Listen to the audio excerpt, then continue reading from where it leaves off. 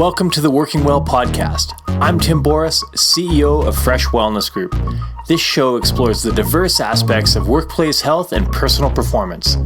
On the Working Well podcast, we dive into the foundations of what makes wellness work in workplaces around the world. We connect with corporate leaders, executives, and industry experts who are helping make life more awesome at work and home.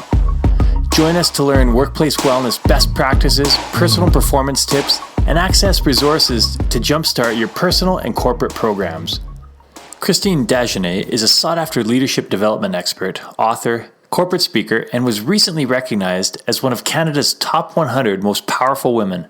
She has coached hundreds of high-profile and top-performing leaders and has spoken at multiple leadership and executive development forums, delivering keynotes including endurance leadership for the intervening phase of COVID-19. So welcome to the Working Well podcast, Christine. Great to have you on the show. I'm excited. Yay, thanks for having me here today. I'm excited to be here as well, Tim. Yeah, so tell me a little bit about, this has been a crazy year. Lots going on. I know some businesses I've talked to are thriving. Other ones have been hit really hard. What does the last year look like for you?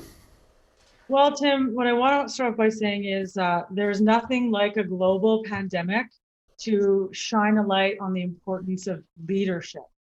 And have we ever seen that in spades over the past, year and a half almost now, in many positive ways and in also many ways to learn from. And so for us personally with Brightwire, we have had a tremendous year because we've done a lot of great work in helping individuals, teams, and organizations develop the leadership capability that they need for the future. And when you don't know what the future holds and there's so much uncertainty, what you do know is that you need leaders to have the skills required to navigate that uncertainty. So it's just been a tremendous year, and look forward to sharing a lot about that with you today relative to the topic at hand. Absolutely. And you hit it on the head when you said there are lots of examples around us of great leadership and not so great leadership. And yeah, we see that in the news every day with national and global leaders, as well as just local leaders in businesses, things that people are saying, things that people are doing, how people are stepping up to the plate. Leadership, a lot of times people think of is just something that, people at the top of organizations or countries or provinces have to deal with. But tell me a bit more about your thoughts on leadership. What does leadership mean to you? Oh, I just love that question. So leadership for me, it means many things, but it mostly means being intentional with how you show up and realizing the possibility of the results of your actions. And a true leader is able to navigate, the distinction between reacting and responding, between, being transactional in how they engage with people to being transformative. And none of those attributes of a leader go without intentionality. Leadership is the foundation for everything, I believe, particularly in business, but everything in general. All organizations that have, successful results and are able to talk about the productivity and the performance that they've had can absolutely deduce that to the impact on the performance of their leaders. We work with many organizations to build their leadership capability and are really proud when our CEOs stand in front of the market and say, we can attribute our record performance to the leadership strength that we have across the business. And not only is it because of the leadership strength now and today, but it's about building that capability so we have the right people to run the company for the future. So leadership is truly the foundation, particularly of businesses and businesses who are driving performance and achieving great things. And leadership is also not separate from culture. It's actually just a different word for culture.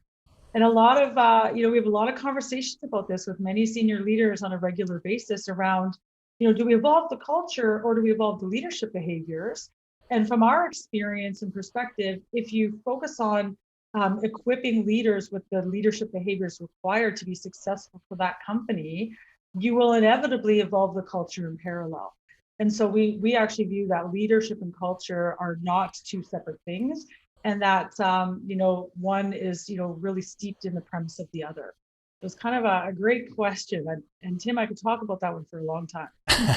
Well, you make a great point because we hear, oh, we're trying to build a culture in our company right now, and a lot of people think it comes from various policies and procedures they put in place, or whether they have a foosball table or you know, Yeah. chef cooking lunch or something like that. But yeah, I love the fact that you're tying it directly to leadership, because leadership does set the tone for the company, and whatever culture leadership has trickles down, and that becomes pervasive throughout the organization. Got it. Yeah, absolutely. Right. And And so, go ahead. yeah, and I was just going to say, to your point, leadership, sets the tone. And as an organization, you can have things in play like foosball tables and a chef to make meals. But if the leader is not A, leading by example, or B, more importantly, creating space for the employees to actually participate in the culture related activities, none of it works anyway. So people do look upwards as much as they look across. And that's where I think a lot of companies go wrong, is they have these, culture related fun things, but the leaders aren't actually enabling them or supporting them as part of the corporate culture. So therefore they're not sticky and they don't work.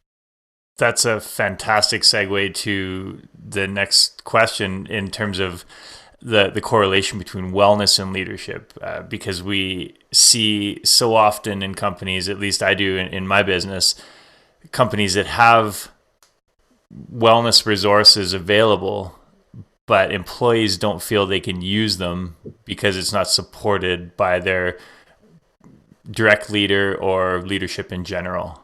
So how would you what would you say is the correlation between wellness and leadership? Yeah, thanks, Tim. I'm interested in defining a bit too, first almost about what are we talking about when it comes to wellness? And what are we not talking about?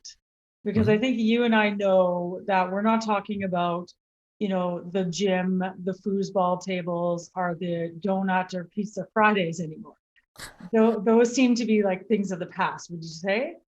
Absolutely, yes. Uh, I've asked question to all guests. What does wellness mean to you? I So, love it. Yeah, so to me, I'm going to look through the lens of leadership, and I'm absolutely happy to share personally what wellness means to me as well, as a business owner, as a founder and CEO, as a mother of two young children. I have definitely a personal perspective, and I see a lot of what wellness looks like in the corporate world with my team and the clients that we support every day. To me, wellness is about having a sense of meaning, mastery, and mattering to others. To me, wellness is more than physical, it's also emotional and it's also mental. And the combination of those things, when you have them, you're able to get performance and results, be that for yourself financially or with your family life or with how you educate yourself, be that for the businesses and the teams that you lead. So I really view wellness as a holistic view of an individual and not one segmented piece. And that a leader, in order to be successful in taking care of others and leading strong, needs to be focused on how they take care of themselves first. So that's kind of the words that I would put to help frame wellness, at least from the professional perspective that we look at it at Brightwire. I love it. And you had said, as a CEO and founder of your company, but then also as a mother of two young kids, that is, are you able to separate that? Because or even should not are you should it be separated? Yeah. Yeah, I mean, define separation, and I think to each person it would be unique. I mean, for me, I definitely have to separate the moments I'm working out from when my children are around me, otherwise I won't be working out. But as a whole person and how I assess the quality of my life, I do not believe that they're two separate things. It's not, we do a lot of work in the space of work-life integration. And recently I spoke to, upwards of 50 pediatricians around Alberta around how they're supporting integration of wellness practices for themselves as they're so busy taking care of others. And the concept that we're really playing with, Tim, is moving away from perceiving value and quality or satisfaction based on balance and moving into a space of appreciating how can I integrate all the things that are important for me to be my best self. So to kind of give a bit more specific on that, historically we were always trained that, if I spent 8 hours of work, I should have 8 hours with my family. If I work out for 2 hours, I should be with my kids for 2 hours to make it equal. And what we've learned is that when we stop seeking balance, we find greater satisfaction. And that's such a fascinating concept if you can really lock it in and start to practice it, because it allows you to reassess how you perceive satisfaction and make decisions, again, back to that word intentionality around your time, that have you be more satisfied with how you're showing up in general. So if I want to be working out, and let's say my objective is to work out an hour a day for the 5 business days of the week, but I know I'm going into really busy tax season. I'm a major, I run an accounting firm. It's going to be really busy. I'm going to make some decisions around saying, instead of an hour a day, I'm going to actually work out half an hour, because I need to get a little bit of a workout in, but I know I don't have a full hour because we're in our busiest season. And the decision to do that removes any negative sort of feeling around the fact that they didn't work out for an hour, because they actually are okay with that. So that's stopping seeking balance and equal time or equal commitments, and just making decisions about integrate so that you can find greater satisfaction. So I would roll that into wellness. If you're able to adopt a holistic view of your life as a leader in business today, you will more readily show up for the people that you're responsible for developing and for the businesses that you're responsible for leading. So it's a fascinating mindset shift that's required. And it goes against what we might have been taught historically in many of our upbringings. You think about even the concept of a scale and a balancing beam, right? By nature of this balancing beam, this is always in competition with this until you have them equal. And we're actually proposing that equality is not what is going to have greater well-being and wellness, but it's actually being okay with how you integrate all of the things that are important to you. Yeah, one of the things is a great point. That whole argument of balance actually causes a lot more stress and imbalance than it needs to, if people look at it from a holistic standpoint and say, I always say balance is subjective, and it also changes, ebbs and flows based on what's going on. You use the tax season example. Right. Totally valid. All kinds of things happen in life. And when we look at wellness as more than working out, wellness is a multifaceted approach to living our life in congruence with our values and long-term health. There are lots of ways to be well that don't involve working out, because I see a lot of people like, oh, I can't stand going to the gym. Right. And I get that all the time. It's like, well, like I own several gyms and I'd rather not spend time in the gym. That's right. But I'm like, the gym is a tool to help you do certain things, but I use that tool to allow me to do things outside of the gym. Right. Nice. Mm-hmm. And for me, and that's just one aspect of wellness. That's the physical wellness. Never mind the mental, the social, like the financial, all these different aspects that come into the wellness equation. Most people aren't looking at that. They're like, I didn't get to the gym today, so I need to balance it out. I'm stressed out from work because it's busy, so I can't exercise. And well, exercise is a big part. Yes. I like the fact that you're having that conversation, because it is much more about the performance of people. Yes. Establishing what's going on at that time, and this is particularly true for leaders, to be able to set that expectation and the permission that employees have to help their own wellness, and for leaders to assist in that process. Yes. Yeah. I think that's a brilliant point, Tim. And, we've been really referring to that as creating space as a responsibility of leaders. And again, back to our earlier point in the conversation around leaders needing to role model this. I mean, that sounds obvious, but boy, is that difficult to do. And when you add in an economic recession, a global pandemic, organizations already going through downturns just as a way to streamline and find more efficiencies, what you end up having is all of these high performing leaders and individuals and top talent that are still gainfully employed. Now they are, so fortunate to have 2 or 3 jobs instead of one. And because they're the top performers that are generally capable of that, but they are overworked and they're burning out. And so what leaders need to be doing is realizing that and creating space for these individuals to have some capacity to take care of what they need to have a greater approach to their wellness and how they show up in the workplace. And that's how you're going to get discretionary effort from your people. I'll say this and it'll sound really simple. In order to get discretionary effort from your people, you need to give them space to use their discretion. And a lot of individuals get that wrong. We talk a lot about delegation and leveraging others, and there's a time and a place. And there's also, as a leader, having a radar and an ability to understand what is the workload like across your organization, and where do you need to release the pressure valve a bit in order to help your people create space. Because without space and just constant pressure, that's where we see wellness not being done well, and a lot of people are failing significantly because of it.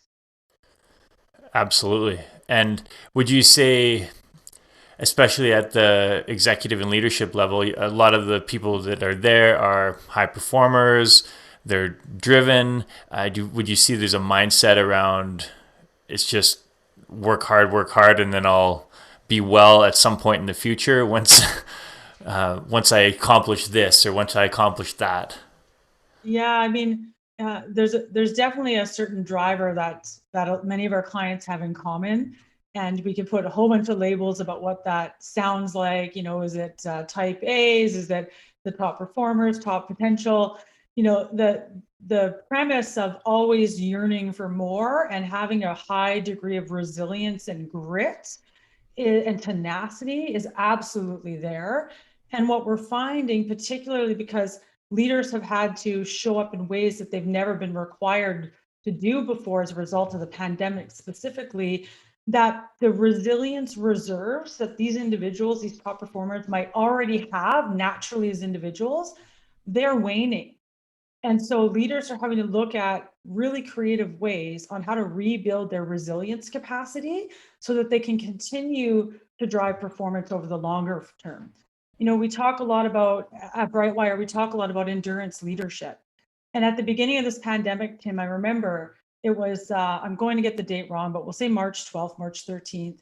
And it was, the day that we in Alberta we all learned that our children would be, going to school from home, and that basically the world was closing down around us. Do you remember that day? I remember that day well. Right, that moment, right?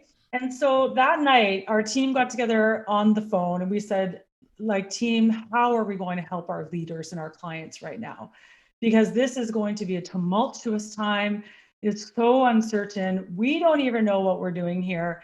But what we know is we have the capability to rally around the leadership skills that are going to help our clients get through this. And so what we did was we started to talk about endurance leadership and the resilience that's required to navigate a pandemic with no end in sight. And what we did was we said there was a crisis moment. So we talked a lot about reacting versus responding in those initial phases and being really intentional and strategic to the best that you can. And then we talked about this intervening period. And I would propose that we're actually in the intervening period today. And the intervening period, if you look up the word intervening, it literally means a point in time between two other points in time. And it's almost a period where there is no end. And so we're getting closer to seeing an end now, but this has been a really long intervening period. And what's happening is many of our leaders that we support, they have already been running, we're always reminding them, you guys, endurance leadership, slow it down. This is a marathon. This isn't a sprint. But many of them have been running the marathon at the pace of a sprint. And that is the nature of leadership. and particularly depending on the industry that you're working in. We work with a lot of essential services companies as well. So we've seen them out there grinding harder than ever before during this time. And so we've been working to say, okay, let's talk about your wellness here.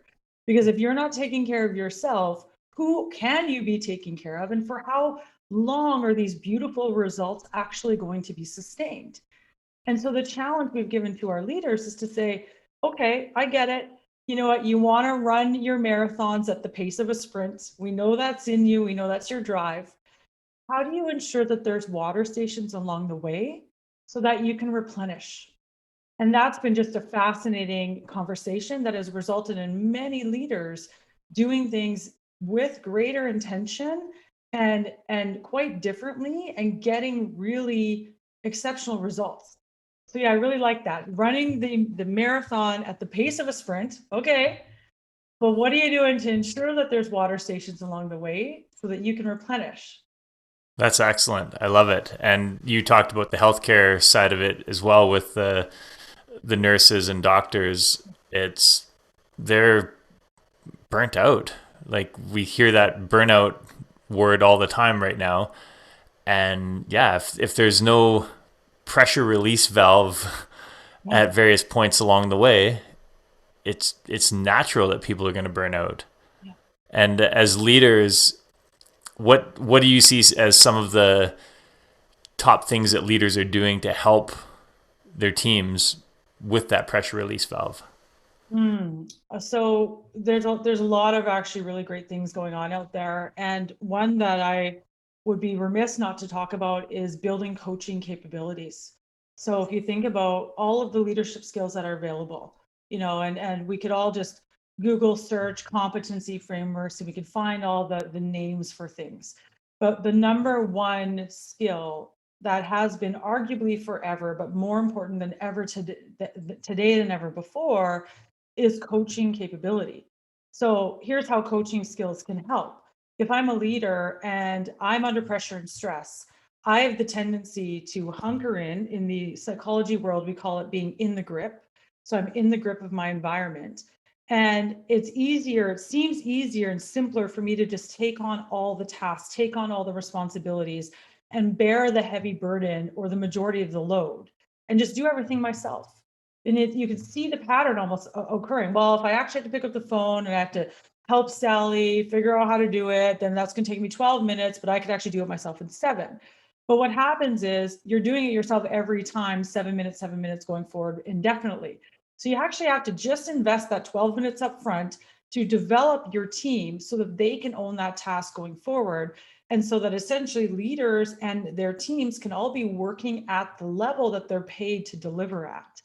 And so during pressure and stress, especially, let alone regular good leadership behaviors, coaching skills are imperative. So we see a lot of companies building coaching capability, taking their leadership team and saying, okay, we realize that you can't do this all on your own. We realize that you have great talented teams. And we also realize that often you're really technically savvy, but you need to build leadership skills so that you can help others lead effectively in their roles as well. So let's equip you with some strong coaching capability skills. And it's been remarkable. There was a classic HBR article done many years ago. Perhaps you've heard of it, and it's called "Who Has the Monkey?" And the monkey is talked about in concept of the task or the responsibility. So it's really a famous leadership moment or a common one when you're in a meeting with your team, and then at the end, the leader goes, "Okay, so here's all the takeaway items, and did anyone else have anything?" And then they leave the meeting, and all of a sudden, the leader has all the tasks. And so when you're coaching people effectively, you're able to really ensure that the accountability lands where it should, and that your team members are empowered and excited about taking on the task, and that they're able to truly shine in their jobs. And so that's one skill. It's a really distinct skill that we can pinpoint that's helping leaders create more space so that they can focus on developing themselves, so they can better develop their people, and so that their people can often develop their teams and also just do their jobs better than ever before. So coaching capability is one way we see companies investing in their people to help them through these times and help them get results that are sustainable. Absolutely. Yeah. And I guess that goes back to the hallmark of an exceptional leader is that they build other leaders. Yes. Same Yeah, same concept, right? that's right. Yeah. Yeah, and leadership doesn't mean, you asked me earlier about what does leadership mean, and I kind of said I could talk about that forever. As much as there are leaders who have responsibility for others in the form of direct reports, by no means do you need to have people reporting to you to demonstrate strong leadership capabilities. And leadership of self is arguably the most important thing, because again, when we're talking today about wellness and the integration of wellness into leadership, if I'm not taking care of myself as a founder and a CEO, as a mother, as a certified executive coach, as a speaker, as an author, of all the things that I do, then I'm not able to show up and be my best for everybody else. And Yeah. so they're not separate. It's not church and state. This is a combined holistic view on general satisfaction in life. Yeah. I agree with that wholeheartedly. And that's the conversation we have a lot with our clients Yeah. is we see high performing leaders come in and they might run billion-dollar organizations, multinational organizations, have huge teams of people, yet they're failing personally to manage their own energy, their health, their stress levels. They're getting it done professionally, Yeah. but dropping the ball personally, and you just see this trend play out time and time again. And it's not until they learn that personal leadership to call it balance Yeah. Yeah. to create a bit of a connection with their values and say, hey, if I want to continue performing at this level over the long term, what do I need to do personally? Yes. Because Yeah. I can have the most profitable company, and if I burn out and have a heart attack at 50, how's that? How's that helping? That's right. Yeah. Yeah. Yeah. And as the mother of two kids, you can understand that as a CEO and business owner and trying to manage all those priorities. You have firsthand experience of it. Yeah, that's right. Yeah. And it's as we would all say, leadership isn't easy. And making these decisions for ourselves are very hard. And many of us have been brought up in families and organizations where it truly is, take care of everybody else first, not yourself. So this is a significant shift. And has it been brought on more recently through the pandemic and through this sort of exacerbated amount of stress and pressure? Sure. Has it been growing prior to that? Absolutely, yes. And yeah, when it comes to myself, I mean, I do a lot to take care of myself in order to be the best for my family and for my team. And I'm very intentional about where I spend that time. One of the things that I'm super passionate about is doing Muay Thai boxing and working out. So I'm many people think like you're the crazy one, Christine. You're up 3-4 times a week at 5:30 in the morning. And I've been doing virtual training with my personal trainer through this whole pandemic. And many people say, well, you know what, that's fitness, that's not necessarily whole wellness. But for me, what that does is it's just the effort of getting up to dedicate time to myself. I almost don't even have to work out. Even that is an added advantage because it shows I'm prioritizing me amongst everything else that I'm working on. And then I actually get a workout in. So my heart rate is up, I'm sweaty, I'm feeling great for the day. And then I bring that energy in that game to every interaction that allows me to be focused, crystal clear, sharp, and able to engage. And then by the end of the day, I'm able to really get a good sleep because I've had such a full day and it's been, exhausting in all the right ways. And therefore, I'm sleeping well and I'm able to do it all over again. And so there's like that integrated approach that for me does stem from one aspect of how I create wellness, and that is my fitness routine.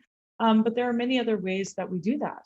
And when I say we as a family. So it could be getting outdoors, it could be spending weekends in the mountains, it could be making sure that we have dinner together every night. And in the circumstances where it's not possible, I make decisions around that. So I don't feel bad about it. I don't feel guilty.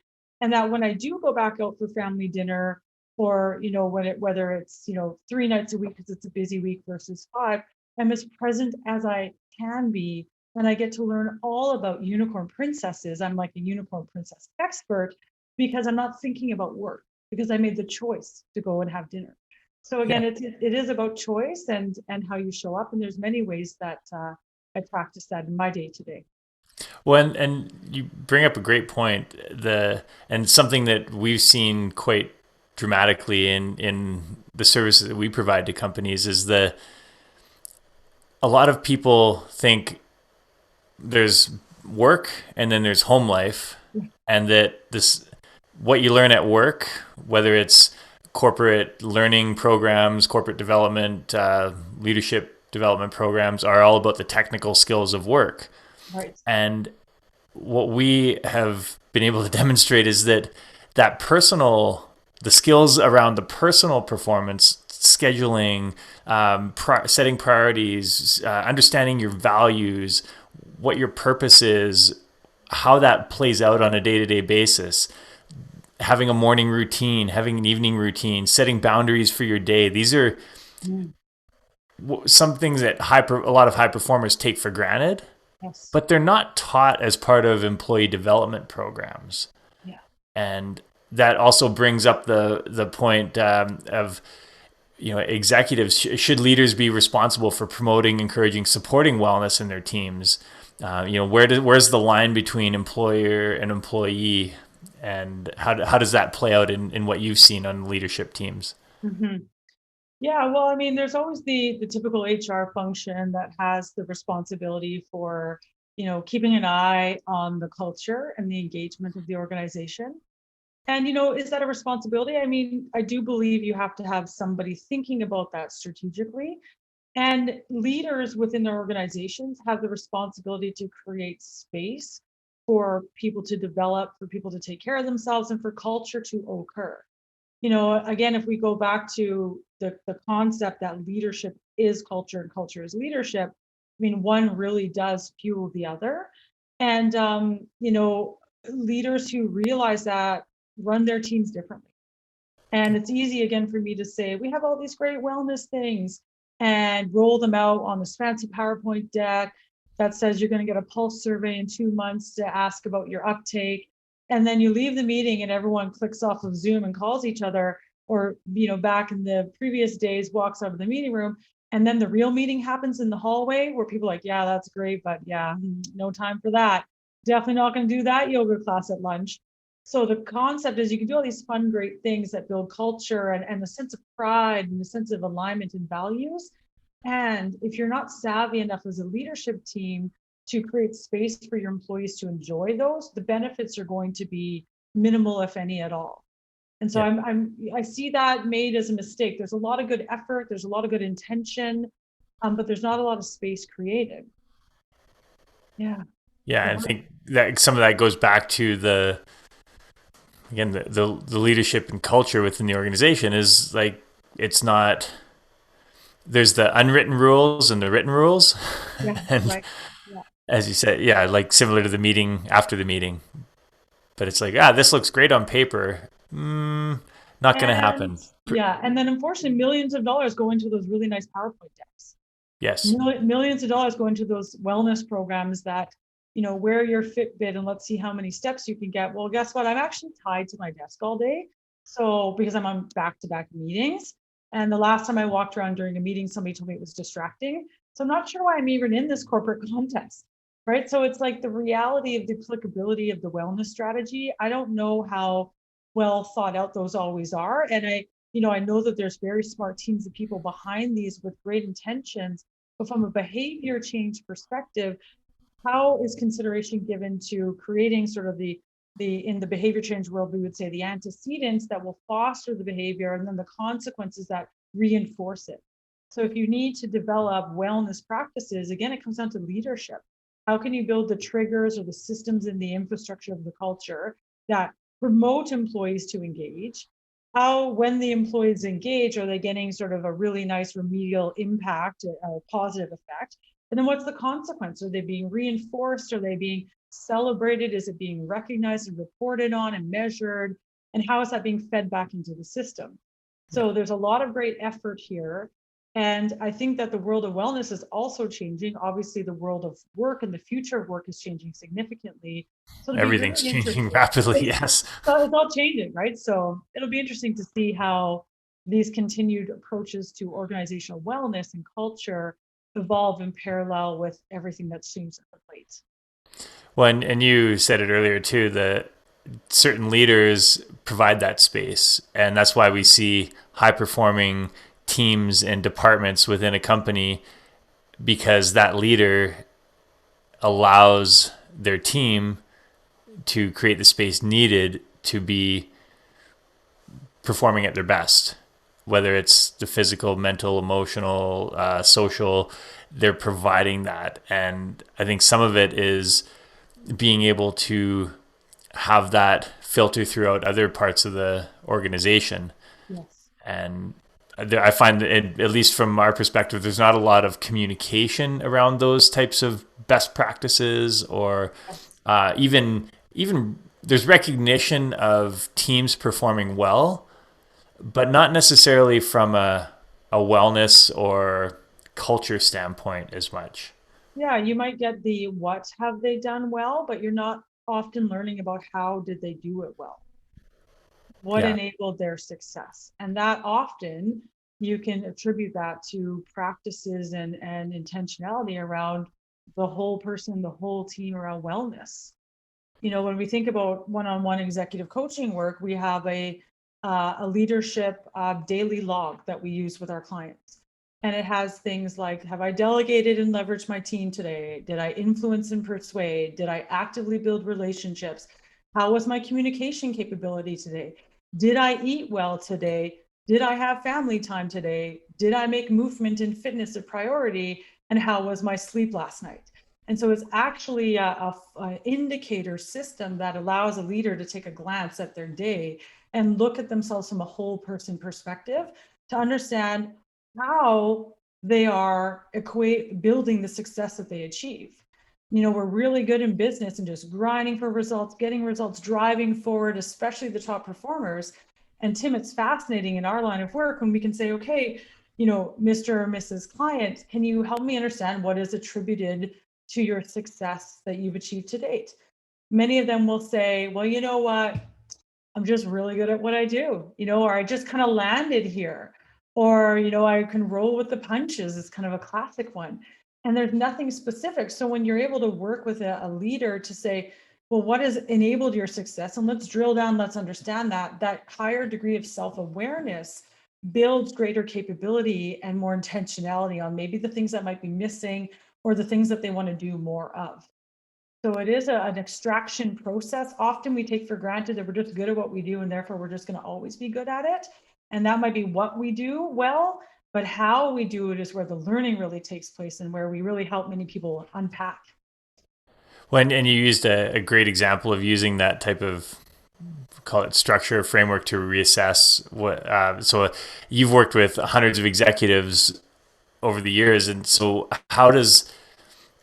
what other best practices, I guess you would say, do you see out there, or what ones have you helped executives put in place?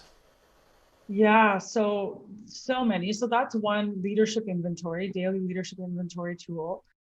Even something as simple, I mean, the spectrum of strategies goes from simple to, profound, right? And Sure. sometimes the most simple can be the most profound.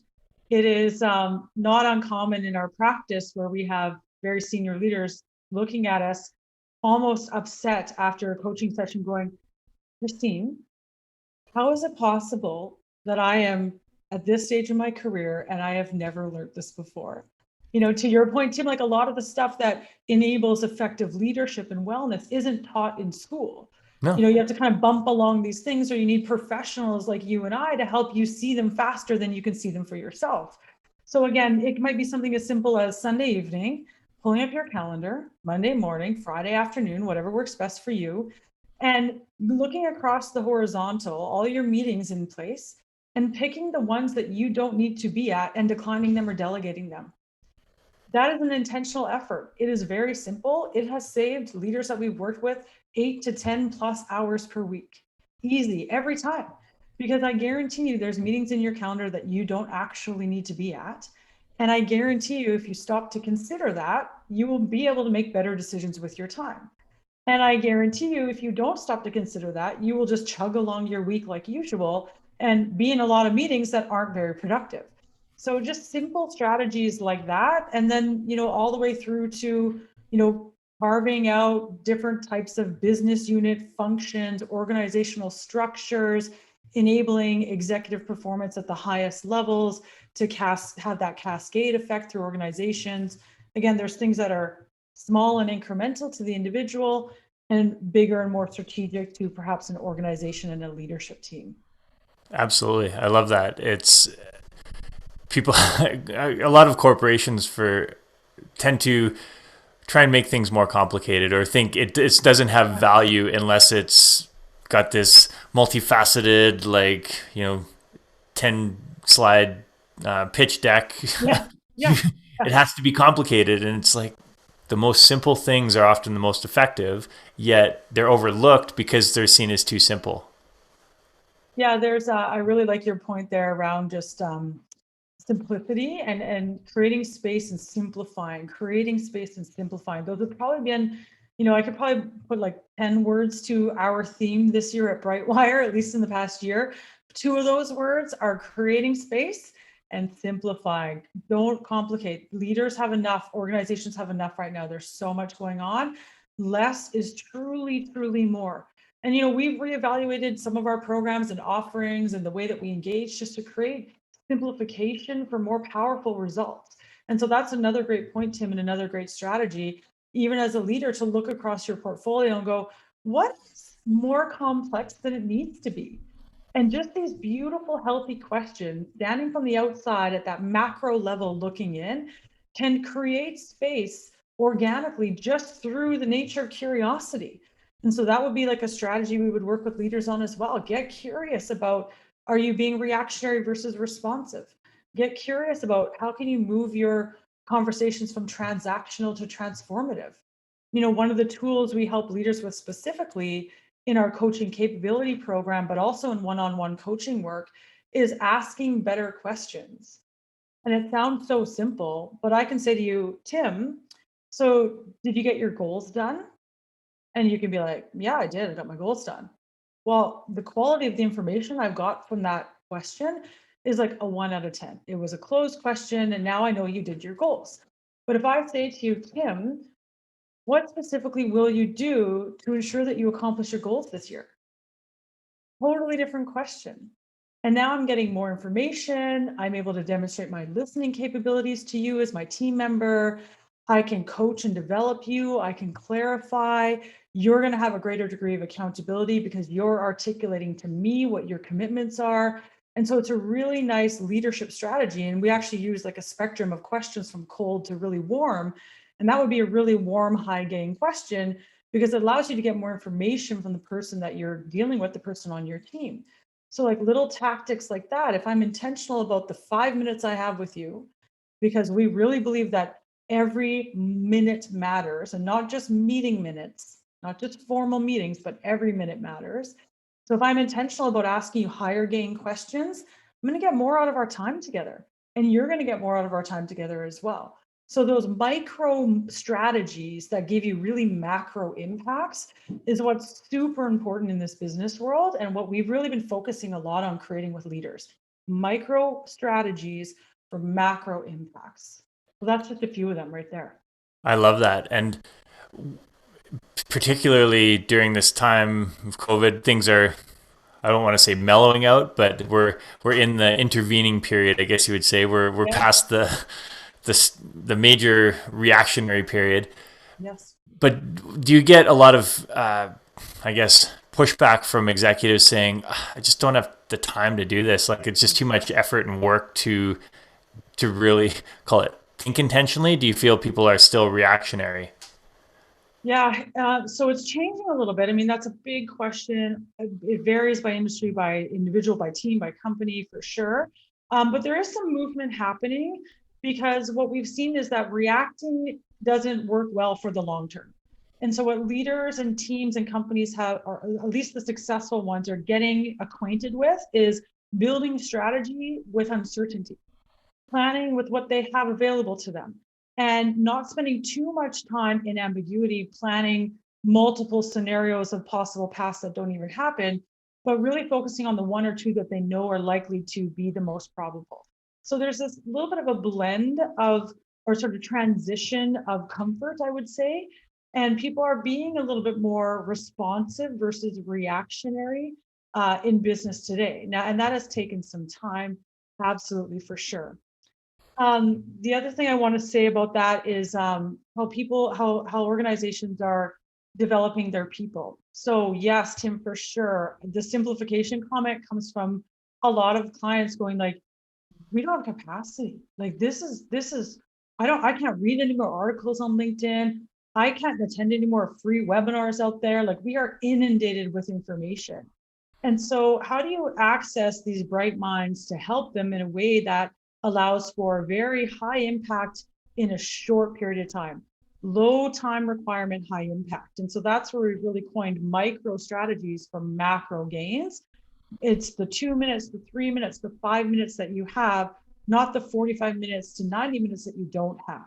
So we've been really focusing on those incremental moments to get macro long-term gains. And it's really working for leaders. Now, in the same token, a lot of companies are like, we don't have space, but this is a critical priority. And as I said in my very opening comments, there's nothing like a global pandemic to shine the light on what we've always known to be important, which is developing leadership capability. Because, Absolutely. many people are doing 3 or 4 jobs right now, as I've said before, and companies are like, whoa, we need to keep our top talent because that's all we have left. We've already had to reduce our workforce. We've had to flatten layers here. We've had to streamline org structures. And now I have my top players. I need to keep them. So I need to equip them to be successful in their multiple roles. So we're actually going to do what we can to create space to invest in their development. And that would be one thing I would say is absolutely top organizations are doing right now, are investing in people's development. There's an inverse correlation in this industry, in the leadership development and executive coaching industry, compared to a global recession or an economic downturn. And when things are not going well with the economy, leaders and organizations, smart ones, again, ones that have a successful trajectory ahead of them, look at developing their people because that's going to be what they need for the future. So yeah, developing people is another one that you just can't get by today without doing. And as you and I both know, if you don't have people, you don't have a business. Yeah. It's that simple. Well, there's a great, not really quote, but scenario of a CEO talking to a CFO where it's the CFO says, "What if we invest in our people and they leave?" And the CEO says, "Well, what if we don't and they stay?" Love that. I absolutely love that. That's so true. And that's kind of the case in point. I mean, especially if the ones that stay are the ones that you have. And if you want to have them for the long run, well, there's it is absolutely imperative to develop that capability internally so that you can have strength for the future and you can have the right successors in place. Like that is the viability of an organization. Leadership is the foundation. And as I said previously, when we work with different organizations and our CEOs are speaking to the stock market about their performance, it is steeped in leadership. And that's because their legacy is leaving the companies that they lead in a better place than they got it when they arrived. And that all comes down to the people. Yeah. Oh, I love it. Now, we could go on for hours and I could talk leadership and wellness and personal performance forever. For the sake of our viewers, I know they're engaged and loving this, but to wrap up a bit here, what final words of wisdom do you want to leave the listeners? Yeah, I appreciate the question, Tim, and the opportunity, and just such a great conversation today. And I would just invite each of the listeners to get curious about what they're doing for their self in order to show up best for those around them. And invite them to just have a really healthy sense of curiosity.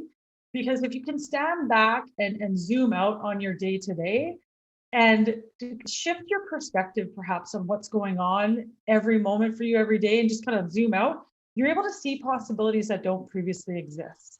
And by doing that, new outcomes can happen, new things can take place. So I think it's a really, simple form of guidance. Use curiosity to check in with yourself in terms of how you're doing for your wellness and your personal leadership. And then just as leaders within teams and organizations, keep focusing on your developing your people, create space and allow them that space that they need to develop, and just reinforce the behaviors that you see that you know that you need to see more of for the future, because that's how companies and organizations build strong cultures of leadership, and that gets great performance that's sustained over the long run.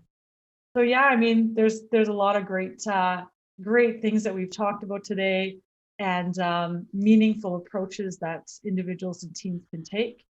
And if anyone wants to continue to the conversation, we have a wonderful team at Brightwire Leadership. You can reach us on our website, which Tim, I believe you'll post that information as well. Yes. And we're also on LinkedIn. We have a pretty active LinkedIn page where we share a lot of our leadership tips and strategies. So feel free to follow us there. And yeah, thank you very much, Tim, for having me today.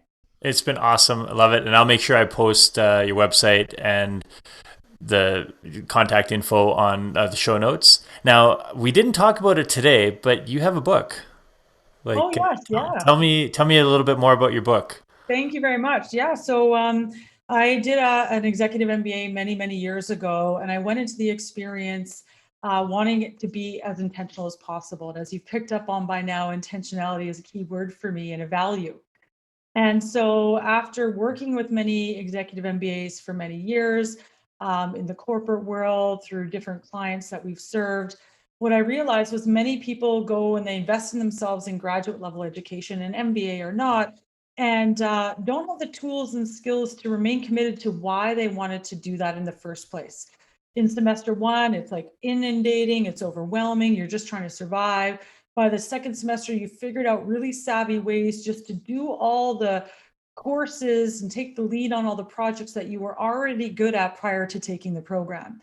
And therefore, you limit your learning experience. So what I thought was, if I could gather my tools of coaching executive and leaders for 15 years and put them into a book to help people be intentional about their academic experience, how great would that be? So I partnered with a client actually that we worked with for many years, and she finished a coaching program with me, and she said, you know what, Christine, this is too good to be true. We need to capture this in a book. We need to write a book together. And I said, okay, Renee. And she was a professional communicator. I said, great, Renee. Well, if you write, I'll articulate, and together we'll create a book. And so 3 years it took us to write the book. It was a passion project off the side of our desk. We're really happy with it. It's getting placed in universities and bookstores, almost as like a guidebook to help students be intentional about their educational experience. So yeah, thanks for asking, Tim. And if you guys are interested, you can learn more about my book at theintentionalmba.com. All right, I'll put that link in the show notes as well. But thank you so much, Christine. This has been amazing, and yeah, I'll make sure that people have the opportunity to reach out to you if they're interested in leadership development or executive coaching. And thank you so much for being on the show. It's been a pleasure. Yeah, thanks very much for having me. What great conversation. And appreciate your passion, Tim, and everything that you do as well in this space. Right on. Thank you. Thank you. Looking forward to our next chat. Absolutely. Thanks again. Thank you for listening to the Working Well podcast. If you enjoyed the show, don't forget to rate and review us wherever you get your podcasts. We'd love to hear your experiences and how you've applied tips from the show to your daily life, so please keep us posted on your progress. To stay up to date with new episode releases, make sure to subscribe to our mailing list by emailing podcast@freshgroup.ca and follow us on Instagram, Facebook, and LinkedIn. Thank you, everyone, for tuning in. And once again, I'm Tim Boris with Fresh Wellness Group.